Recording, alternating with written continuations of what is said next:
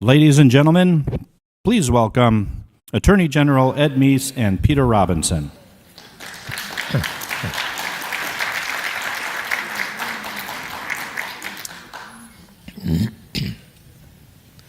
Ladies and gentlemen, can you all hear me? Good. All right, thank you. We're recording this conversation as part of a video series that I host. You don't need to bother yourself about that. I'm just explaining that for the first 30 seconds, I'm going to be talking to a camera. And after that, I'll be talking to General Meese, of course. Are we ready to go? Okay, terrific. Ronald Reagan and Pope John Paul II, the partnership that changed the world. Today we're in Washington at a conference devoted to that subject. With us today, an eyewitness to the relationship between President Reagan and Pope John Paul II, the former Attorney General of the United States, Edwin Meese III.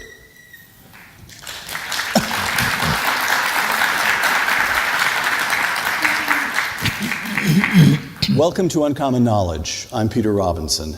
A graduate of Yale and the Law School at the University of California at Berkeley, Edwin Meese III served as Legal Affairs Secretary for the newly elected Governor of California, Ronald Reagan, from 1967 to 1968, and then as Chief of Staff to the Governor from 1969 until Governor Reagan left office in early 1975. From 1981 to 1985, Mr. Meese served in the Reagan administration as counselor to the President. From 1985 until the end of the administration, he served as the 75th Attorney General of the United States. Mr. Meese now holds emeritus status as the Heritage Foundation's Ronald Reagan Chair in Public Policy, and emeritus once again as a distinguished visiting fellow at the Hoover Institution. No one knew Ronald Reagan better, and this is Ronald Reagan on Attorney General Meese. If Ed Meese is not a good man, there are no good men. Ed Meese, welcome. Thank you. Ed, two quotations, both from 1982. One is the historian Arthur Schlesinger Jr. He's writing after a visit to Moscow, quote, "Those in the US who think the Soviet Union is on the verge of collapse are kidding themselves." The second is Ronald Reagan addressing the British Parliament, also in 1982, quote, "In an ironic sense, Karl Marx was right. We are witnessing today a great revolutionary crisis, but the crisis is happening not in the West, but in the Soviet Union." Close quote. How did Ronald Reagan of Eureka College in Illinois miss what the great historian Arthur Schlesinger Jr. of Harvard, I beg your pardon, how did Ronald Reagan see what Arthur Schlesinger Jr. of Harvard University missed? Well, one of the things is Ronald Reagan went into that study of communism with an open mind, and it was not determined by his ideology, as I suspect Mr. Schlesinger's at least was somewhat misguided by his own ideology. But with Ronald Reagan, he learned, first of all, most people don't realize that Ronald Reagan was a voracious reader. He liked to study. He had studied the founding. He was very well versed in the Constitution. He was well versed in the Bible. He had an enormous repertoire of information that he used. That's why the discussion was given this morning about his speech writing. Before he would do anything else, before the speech writers would get working, he would give the concept of a speech. Right. And then later on as they went, he edited really based upon all the things that he knew. But one of the things he knew was communism. Because in the 1940s, when he was president of the Screen Actors Guild, as he called it, his union, the Communist Party USA was trying to take over the movie industry because they wanted to use it for propaganda, obviously. And so they were infiltrating the various unions, the cameramen's union, the grips union, stage managers union, and they tried to also take over the Screen Actors Guild. And so Ronald Reagan literally led all of those unions in defeating the communists. That got him interested in the subject, and he read a great deal about it, both domestic communism, communism theory, and also international communism. And so he had formed his own ideas by the time he became governor, really, and already was talking about these ideas of how do we overcome what was then our enemy in the Cold War. I'm embarrassed to admit this, but the way you put it just now had never occurred to me before. We listened this morning to the panel of Poles talk about what communism was like. Obviously, for Ronald Reagan in Hollywood in those days, it was not like living in Poland. But he had direct experience of them. Yes, he did, even to the point where he would come to work in the studios armed because there were threats on his life. A man with a plan. Let me quote your 1992 memoir, With Reagan. Quote, Reagan was more than simply anti-communist. He was an anti-communist with a game plan. Close quote. Can you explain that, Ed? Well, he actually had a strategy. He felt, first of all, he knew that they were vulnerable from an economic standpoint because so much of all of their national wealth really was being put into supporting their military and their aggressiveness around the world. And so he knew they were economically vulnerable, but he also knew, and he had this strong belief, that freedom ultimately will overcome oppression. And so he knew that it's very difficult for any government, even a very oppressive government like the Soviets had, to keep their people under wraps for a long period of time, and that ultimately the human spirit would result in people wanting to be free. And he was very sympathetic to the captive nations particularly because these were not just Russians who happened to have a Soviet form of government, but these were countries, that many of them, that had been free before they'd been taken over by the Soviet movement. And I want to go back to this point because it's so basic, and it's the kind of thing that's likely to be forgotten in coming years. And that is the extent to which Ronald Reagan, in holding these views and acting on them, stood out. So, Richard Nixon, Henry Kissinger, the order of the day was détente. Jimmy Carter, when Gerald Ford became president after Nixon resigned, he refused to meet Alexander Solzhenitsyn because of fears of offending the Soviet Union. Jimmy Carter gave a speech at Notre Dame in which he talked about overcoming our, quote, inordinate fear of communism. And then, this is absolutely the dominant mode of thinking in both parties, Nixon, Carter. And then, of course, we have Dick Allen's famous account. Ronald Reagan in 1977 is a former governor. He hasn't declared for president yet. And they're talking about foreign policy, and Ronald Reagan says, Dick, would you like to hear my theory of the Cold War? Well, of course, Governor. My theory of the Cold War is simple. We win and they lose. The question is, what gave him, whatever it was, the courage, the insight? How did he so self-confidently place himself in opposition to the entire mindset? Well, he wasn't just being facetious, as some people have accused him at the time of being when that became known. But actually, what he was saying is, I have a strategy which is not just giving in or allowing a moral equivalency between Marxism and freedom. It is a matter of knowing their vulnerability, both from an ideological standpoint and from an economic standpoint. It was his feeling that they can be beaten and that freedom can win. In other words, it was a belief in the system that had been the foundation for American thought, American political thought, since the 1780s. And he felt that what we knew in this country, our sense of freedom, that ultimately that can overcome even the tyranny of a Soviet Union. Right. You write in With Reagan, you describe the elements of the president's thinking, and you write this, quote, it followed that the United States and the Western world in general should stop retreating before the communist challenge and begin competing in earnest against the Soviets. Again, explain.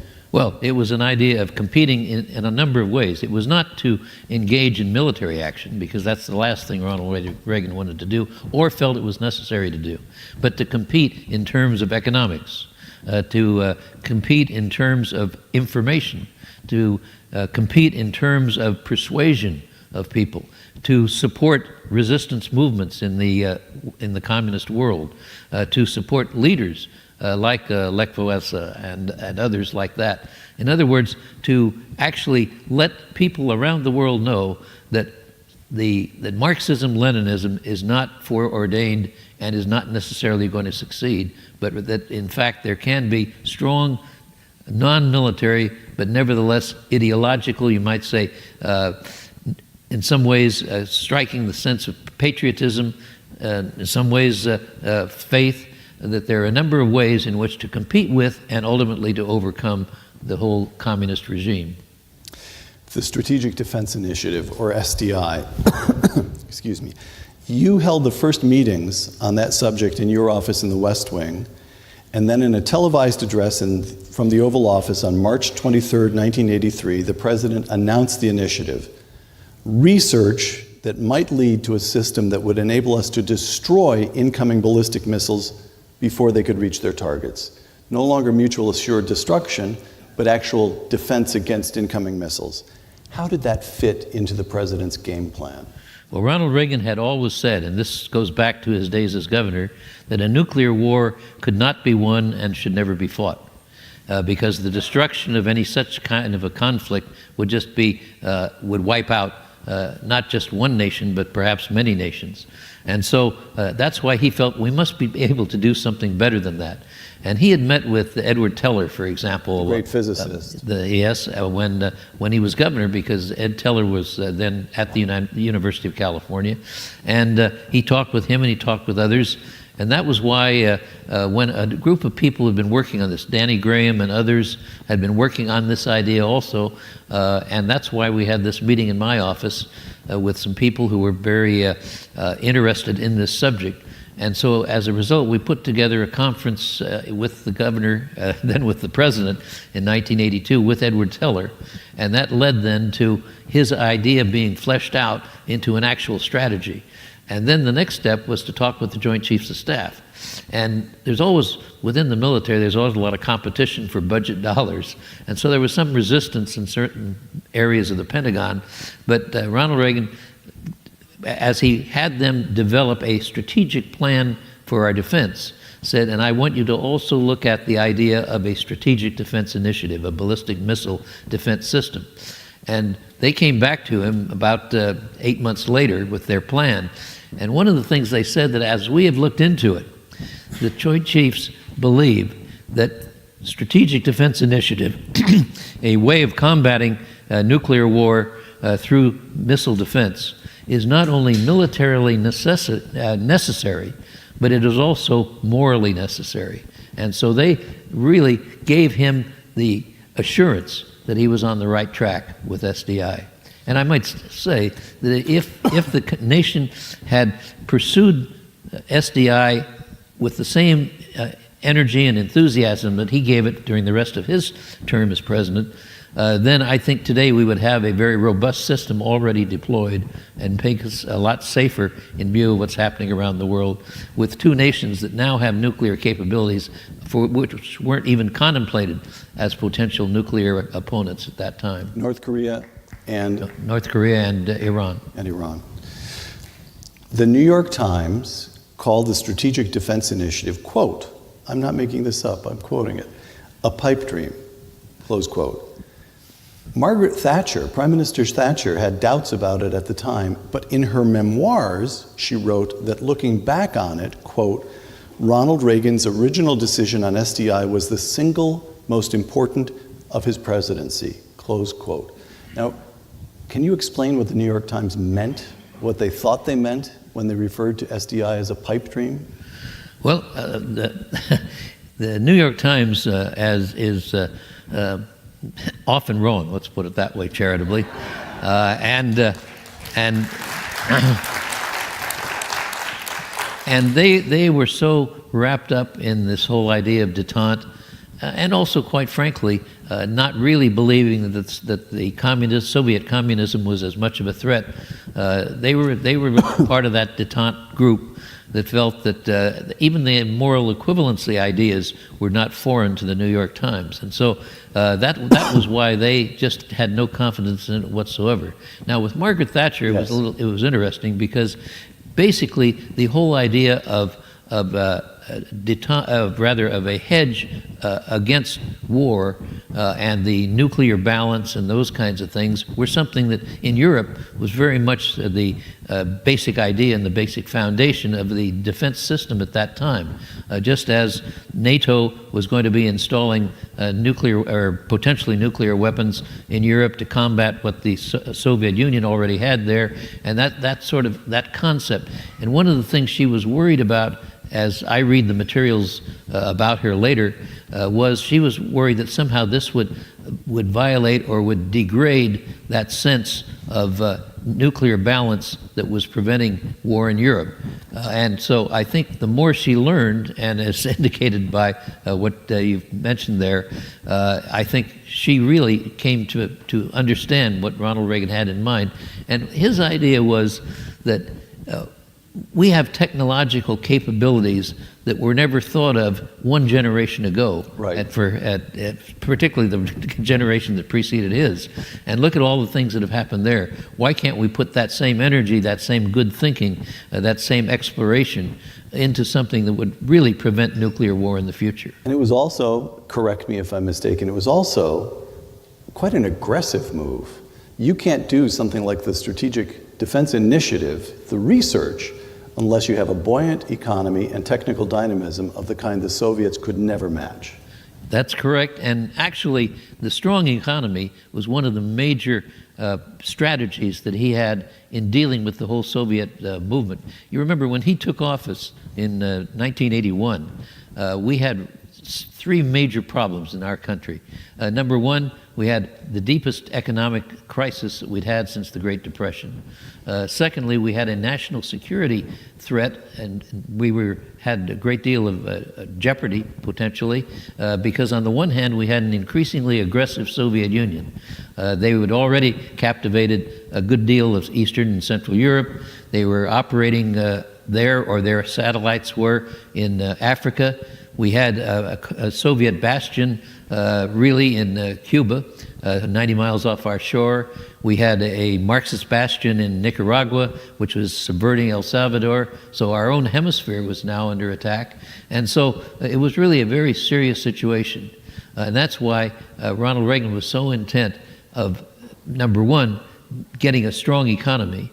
Number two, the other problem is, while the Soviets were more aggressive, our military had declined considerably in the aftermath of the Vietnam War, and another important thing was to take on the military and build up the military to where we had traditionally been during and since World War II. And then finally, he believed it was necessary to engage the Soviet Union on a moral plane. That's why the evil speech, the evil empire, the evil empire speech, and the focus of evil, that sort of thing. He felt that was as important to raise those issues as it was to do the economic and the military and the diplomatic strategies. Once again, from your memoir, With Reagan, quote, "A vivid example of the Reagan strategy in action was the liberation of Poland.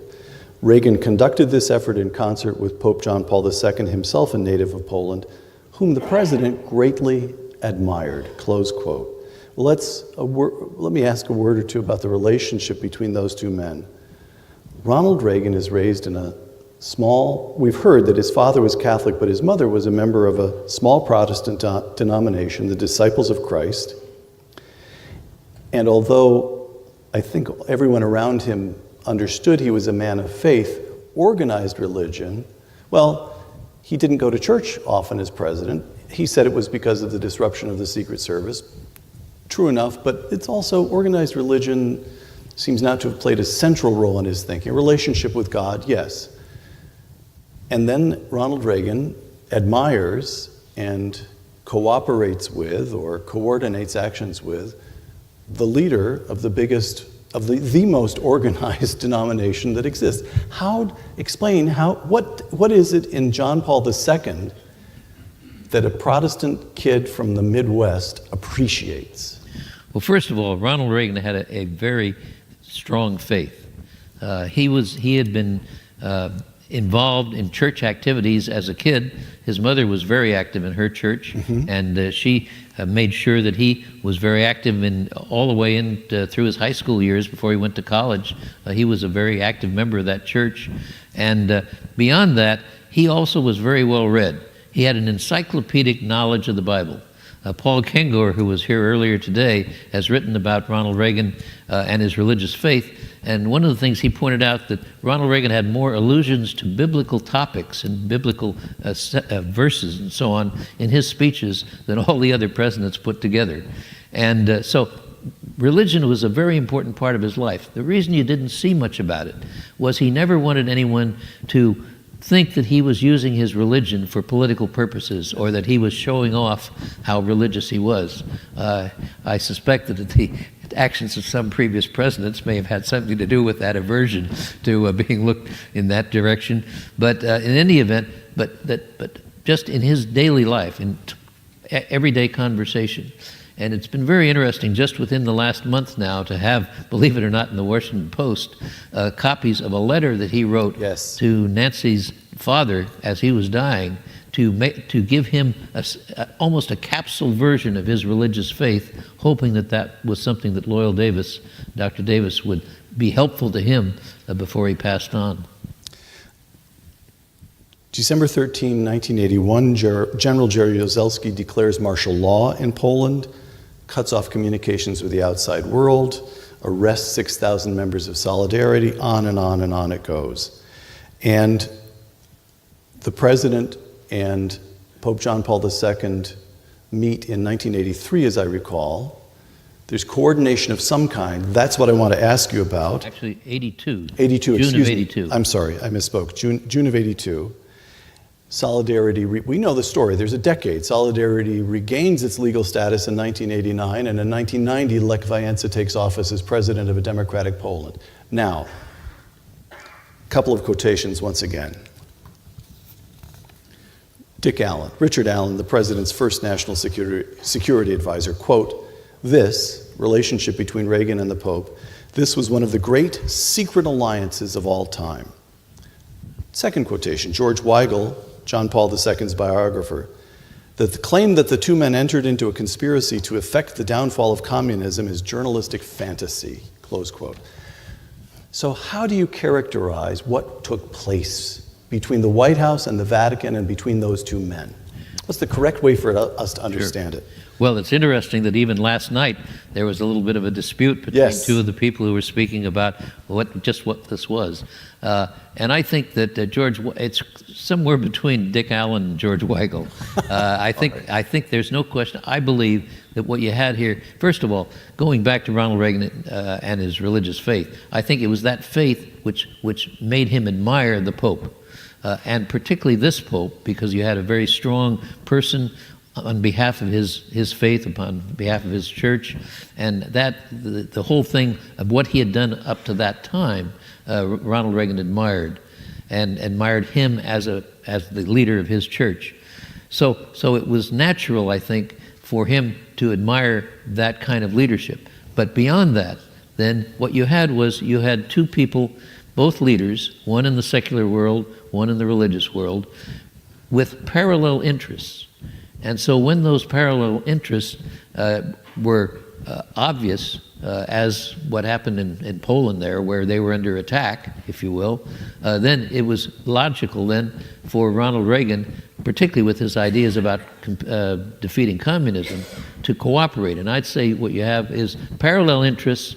It was not as George Weigel says, it was not some deal, or as Carl Bernstein wrote about, it was not an alliance or a treaty or anything like that. What it was two people with interests in common who were cooperating, and as they cooperated, learned to trust and appreciate and to like each other.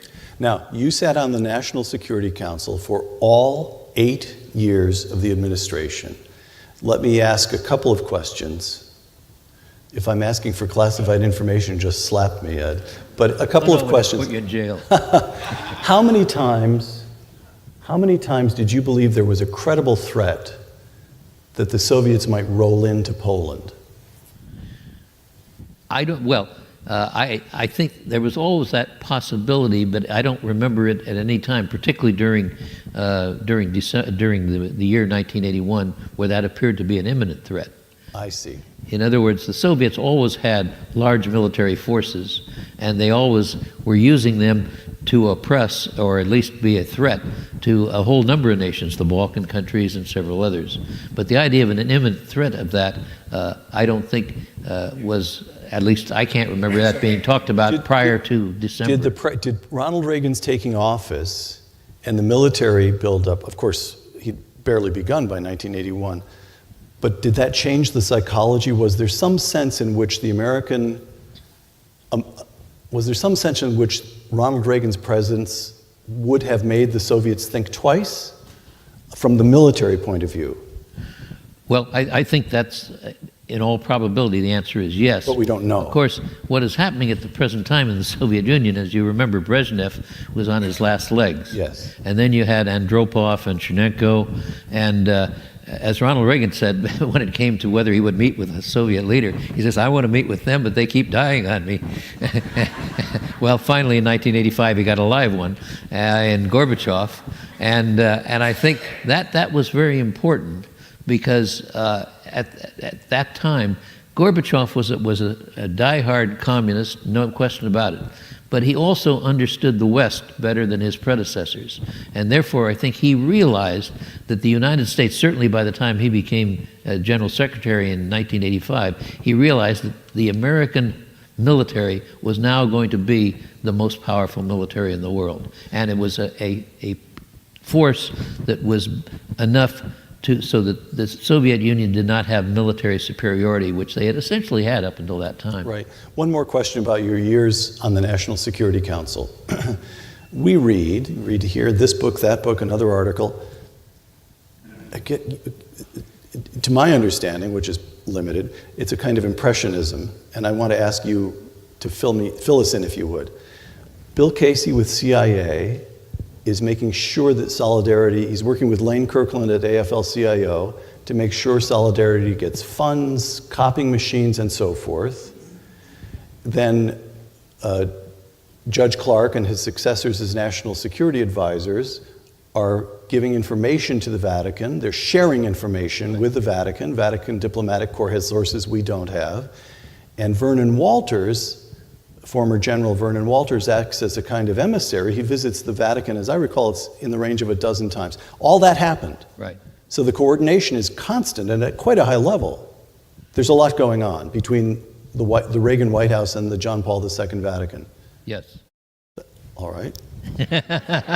Yeah. If you feel the urge to elaborate, give into it. Well, it was a logical follow-up to do this, to provide the ways in which, without using military force, we could strengthen those forces which were combating Marxism and which were constantly moving towards organizing people in the various countries under the yoke of the Soviet Union and organizing resistance and ultimately organizing a situation where it would not be possible for the Soviet Union to continue, particularly with their aggression, but let alone just to maintain where they were at that particular time. So it was a way in which to carry out the strategy that Ronald Reagan had: moral engagement, making it very clear through the diplomatic contacts with the Soviet Union that we would not stand for any more aggression, even if it meant using military force. Now, it was never plainly said in those words, but it was very clear that we would not take any more aggression such as they had had in Afghanistan and other places.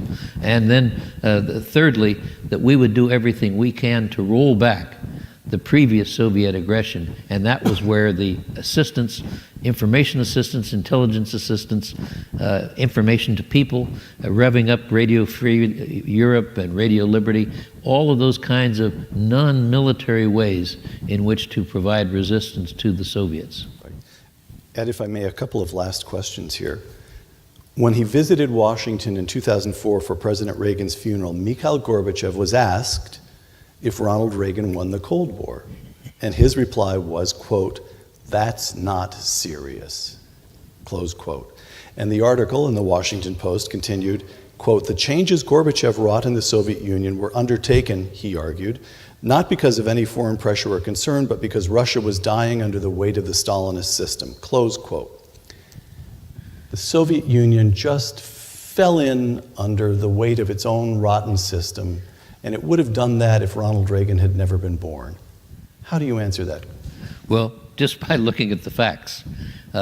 What would have happened, I think, if it had not been for Ronald Reagan, and the United States having built up its strength and so on, and the other things that had taken place, the Soviet Union might have fallen on the weight of all of its wrongdoing, economic wrongdoing, its military buildup and all that, but it would have taken at least probably 2, 3, 4 decades and may never have happened. Because one of the things that the Soviets would have done, and Gorbachev would have done it if he'd followed his predecessors, was as soon as there was any armed resistance or any popular uprising, he would have called in the troops and put it down. And so what Ronald Reagan did was create a situation in which, number one, the Soviets could not continue as they had been, either with aggression or even with captivating the other nations and so on perpetually, but also the fact that Gorbachev was not able to maintain the Soviet primacy over these other countries perpetually. And that's why I think that if it were not for Ronald Reagan, it would have been perhaps several decades before the Soviets would have fallen, or maybe never, because one of the things they would have done is utilize their force then in order to get more funds, more resources, and that sort of thing. They were already working on things technologically with pipelines and other things to improve their economic situation, which Ronald Reagan stopped. And the economic warfare, along with the information warfare and other types of warfare, together, I think, was what ultimately led to their demise. The wall coming down through popular resistance in 1989, and then ultimately the implosion of the Soviet Union in 1991. Attorney General Meese in Rome in February 1988 had a private meeting with Pope John Paul II. Now, I've already asked you to tell us what happened on the National Security Council. Can you let us in on what you and the Pope discussed? It was a great meeting. It was a great, the opportunity to meet this great man. And everything that's been said about him is absolutely true from my standpoint, both from what I know about him, but also meeting him. You knew that God had taken care of the church by having a leader such as that to be the Pope at that particular point in history. But the opportunity just to talk with him for 15 or 20 minutes was just a great privilege for me. And we talked about some of the things that, again, our two countries had in common. And that was, of course, the morality of youth was a topic very much on his mind, and something that were concerned about in the Justice Department and elsewhere. We talked about the drug problem in the United States. We also talked about how some of the Catholic bishops, which you heard a little bit about that last night, I believe, how there were some problems with them in the United States. In the United States, doing things that were inimical to what Ronald Reagan was trying to do in some of these other areas, in which the Pope said, well, sometimes even bishops make mistakes. And so it was really a great conversation, and I remember it vividly Ed, this day. Did you walk out of that meeting just as Lutheran as you were when you walked in?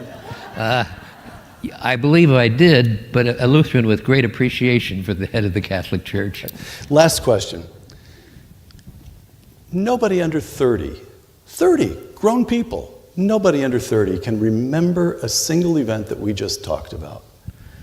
So think of your grandchildren, think of your great-grandchildren, you have great-grandchildren. What do they need to hold on to? Can you sum up Ronald Reagan, what he meant to the country and the world? Can you sum it up in a couple of sentences? What do they need to hold on to? Well, I think they need to hold on to the fact that what our founders of the United States had in mind as the basic principles and the foundation for their thinking, the sense of freedom, the sense of responsibility, those kinds of concepts are as important today as they were 2 centuries ago and will be over the next centuries in the future. They have to know that, but in order to know that, they also have to know our history. History is extremely important. Ronald Reagan had studied history minutely. And so he was able to incorporate the foundation and the origins of the country into almost everything he did. And so that's why his concern about the Constitution, why he was so concerned about appointing judges who would be faithful to the Constitution. It was a part of his being. And so we have to have young people understand our history, but also understand what freedom is all about, and also to have some idea of what happened during the Cold War so that they can understand why it was so important to free Poland and the other captive nations. And if they will have this understanding of history and the perspective on why that's important to the freedom of the other peoples in the world, but particularly to continuing freedom in this country, I think then they will have the background they need. It's not happening now in our education systems.